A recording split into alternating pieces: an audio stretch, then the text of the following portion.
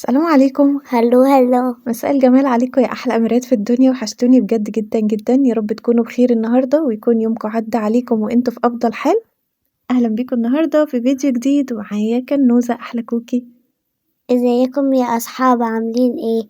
قبل ما نبدأ الفيديو الجميل بتاعنا ده متنسوش تعملوا لايك وشير وسبسكرايب عشان كل الفيديوهات اللي متنزلة انتوا تشوفوها. اسمعوا كلام كوكي واعملوا بقى لايكاتكم على فيديو النهارده وتعليقاتكم الجميلة، وأكيد طبعًا اشتراكِك في القناة لو أول مرة تشوفينا هيشرفني وجودِك معانا في أحلى عيلة في الدنيا. ما تنسوش كمان تكتبوا تعليق باسمكم علشان أرحّب بيكم إن شاء الله في الفيديو الجاي. تعالوا بقى نبدأ مع بعض الفيديو يا أحلى كوكي. النهاردة احنا معانا سيدتين تركيين. معانا 2 سيدات من تركيا صح كده، كل واحدة ليها style بتاعها، واحدة بقى هنشوف منها ترتيبات وتقديمات حلوة أوي وstyle كده حلو، والسيدة التانية هنشوف الروتين وبرضه الترتيبات بتاعتها في البيت، كل واحدة منهم ليها جمالها وليها أفكارها اللي هنستفيد بيها النهارده مع بعض. تعالوا بقى نبدأ أول سيدة معانا ونشوف كده أفكار ترتيبات الأدراج بتاعتها، إزاي بتبدأ إن هي تضيف لمسة جمال عندها في المطبخ، معرّضة برضه الجمال اللي إحنا شايفينه ده يبقى فيه كركبة. بس بتحاول إن هي أول بأول إن هي تسيطر على الوضع بتاعها، وإن هي ترتّب كل حاجة مكانها، يعني إحنا رغم إن إحنا بنشوف كده الجمال اللي بيبقى في المطابخ التركية الديكورات الحلوة والstyle الحلو، بس هي بتحاول كمان تخلّي الأدراج بتاعتها والظرف بتاعتها كمان تكون منظمة ومرتبة بالشكل ده. وكمان السيدات التركية يبقى ليهم طريقة مميزة في تقديم الحاجات، يعني مثلا عندهم فناجين بيحطوهم في نفس لون الصينية عشان يدي شكل حلو، والرسومات حتى بتاعت كوبايات بيبقى شكلها حلو. شاطرة يا كوكي، والله كوكي برضه بتحب التقديمات بتاعة القهوة أوي، كل ما تلاقي فيديو كده لسيدات تركية بتفضل تتفرج عليه، الألوان بتاعتهم بتبقى فعلًا مميزة، وبتكون يعني إحنا عارفين إن كل بلد ليها الstyle بتاعها، وليها التقديم بتاعها اللي إحنا أول ما بنشوفه كده بنبقى عارفين دي من أنهي بلد بالضبط، ففعلًا برضه التقديم التركي بيبقى مميز أوي بالشكل بتاعه، اللي إحنا خلاص يعني اتعودنا ونشوف الجمال والأفكار بتاعتهم كمان كلنا مع بعض. ده هنا كده corner عندها في المطبخ بدأت إن هي تضيف style كلّه ماشي مع بعضه، بتحاول إن هي توفّق ما بين الألوان وما بين الحاجات اللي موجودة عندها عشان تخلّي المكان بيكون مميز ببعض الأفكار إحنا بنقدر نضيف لمسات لكل حاجة. حتى هنا عندها كمان الcoffee corner بدأت تضيف فيه إيه بقى، ماكينة القهوة وكمان بعض الجارات اللي موجودة عندها style بقى البراد اللي عاملاه كديكور، بتحاول بجد كل مكان عندها بيكون مميز ومختلف زي ما أنتم شايفين كل حاجة بجد أحلى من التانية، مش شرط الأدوات نفسها اللي يكون شكلها حلو أو يكون شكلها فخم أوي عشان نخلّي الترتيب بتاعنا يكون حلو، ونقول إحنا ما عندناش نفس الأدوات أو نفس الشكل فخلاص إحنا مش هنعمل حاجة شكلها يكون جميل، لأ بأي حاجة وبأبسط حاجة شوفوا هي بتضيف إيه للتقديمات بتاعتها. بتضيف الورد في الصينية أو ممكن corner مثلًا عندها على الرخامة بتحط فيه شموع أو بتحط فيه فازة ورد، الحاجات دي بقى اللي بتفرق في الشكل، إحنا ممكن من أبسط حاجة نخلّي كل مكان عندنا بيكون مختلف وبيكون مميز بجد. هي أصلا حاطة الألوان الذهبي كتير في البيت فشكلها حلو. اللون الدهبي فعلًا زي ما بنقول دايمًا لون بيدّي شياكة كده، بيدّي حاجة بتكون قيّمة أوي، بتكون فخمة، بدأت تضيفه هنا كمان برضه عندها في الحمام بتورّينا كام style كده حلو، لو أنتِ عندِك الحوض بتاع الحمام فيه رخامة، تقدري إن أنتِ تضيفي كام فكرة من دول، أو في أي مكان موجود عندِك، يعني ممكن شوفوا في بقى المطبخ. ممكن في المطبخ برضه، يعني نفس الأفكار إحنا ممكن نشوفها، وبنضيف حاجات مختلفة مثلًا في الصينية، بس بنشوف مثلًا الديكور اللي هي حاطاه شمعة أو وردة. طبعًا هي بتضيفه هنا للحمام، فبتضيف معاه الفوط وبتضيف معاه حاجات الهاند ووش أو الحاجات اللي بتستخدمها في التويلت عندها، فبتبدأ إن هي تحطها بالمنظر ده، فإحنا ممكن نستغل بقى الفكرة في أي مكان عندنا بنضيف اللمسات الجميلة دي.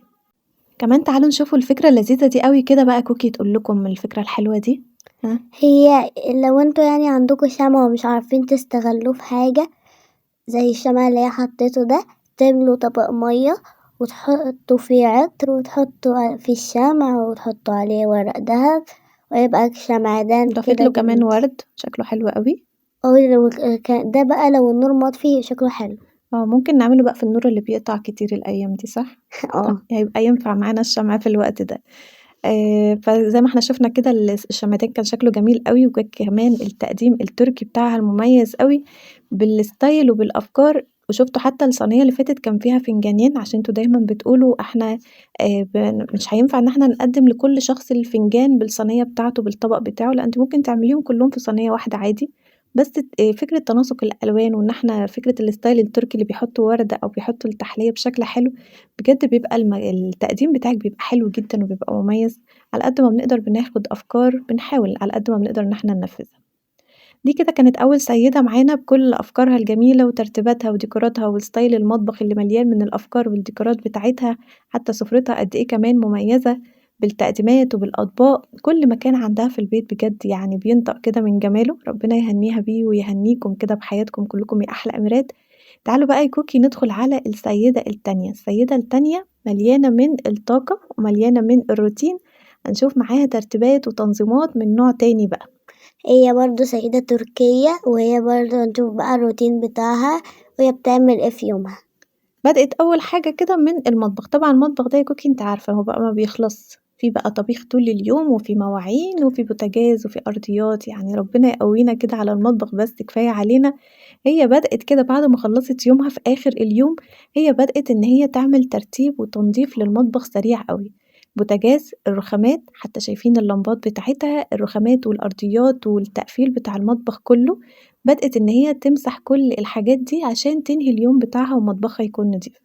بعد ما تخلّصوا المطبخ هاتوا كده بخاخ spray حطّوا فيه مَيّة وخل وفوطة نضيفة، امسحوا بيه الرخامات وامسحوا بيه التقفيل بتاع المطبخ بتاعكم، لو في أي أطباق في الحوض حاولوا إن أنتم تغسلوها، بوتاجاز مش نضيف امسحوه، الأرضيات اكنسوها وامسحوها بسرعة كده، وكنت قُلت لكم قبل كده على فكرة لذيذة أوي، الحوض ممكن تحطّوا فيه مَيّة وتحطّوا فيه أي حاجة معطّرة بعد ما بتخلّصي وتسيبيه لتاني يوم هتلاقي إن ريحة المطبخ بتاعتِك بقت حلوة أوي، فبجد دي برضه من الحاجات اللي إحنا ممكن نعملها ونستفيد بيها كمان مع بعض.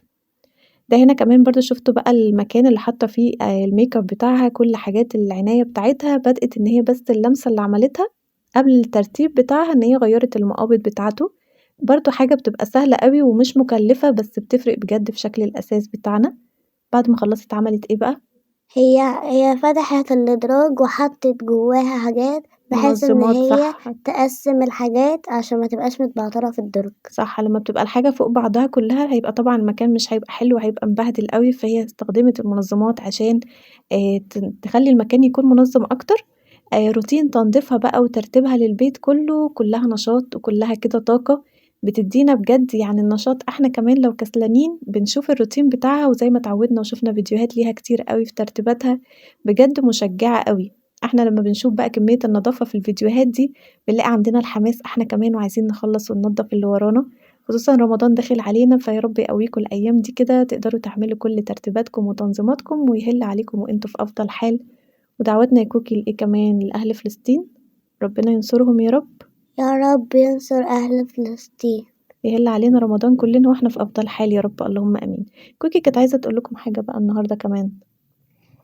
قولوا لأمي كل سنة وهي طيبة علشان عيد ميلادها النهاردة.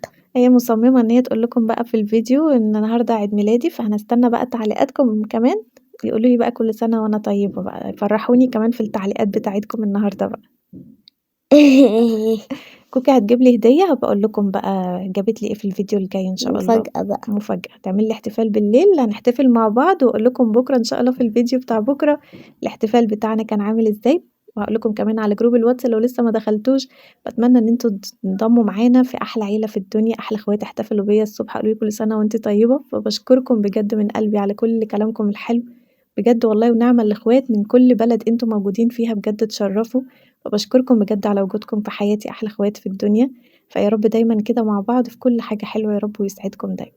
كل سنة وانتم طيبين كمان بمناسبة رمضان. فيديوهات رمضان بقى إحنا بنعملها مع بعض، أخلّي كوكي تقول لكم مرّة معايا تطلع معايا في فيديو، وعشان نقول لكم برضه كل سنة وأنتم طيبين بمناسبة بقى رمضان لمّا ييجي إن شاء الله، يا رب كل أيامنا هنا كده وسعادة يا رب كلنا نكونوا في أفضل حال إن شاء الله. ده كده كان فيديو النهارده يا كوكي، شُفنا بقى أفكار السيدات التركية الجميلة، أفكار تقديمات وشُفنا أفكار روتين، إيه رأيك فيهم النهارده؟ أنهي أحلى من التانية؟ هما الاتنين أفكارهم حلوين. الاتنين مختلفين عن بعض صح؟ دي بتعمل روتين والتانية بتعمل ترتيبات كده وستايل حلو وديكور مختلف، الاتنين بجد فعلًا ليهم جمالهم، كل واحدة منكم على فكرة ليها جمالها، كل واحدة لو بصِّت كده في حياتها هتلاقي فيها حاجات جميلة أوي، ربنا يهنيكم بيها يا رب ويسعدكم، يعني النهارده شُفنا مع بعض أفكار مختلفة، باتمنى إن هي تكون فادتكم ولو بحاجة بسيطة.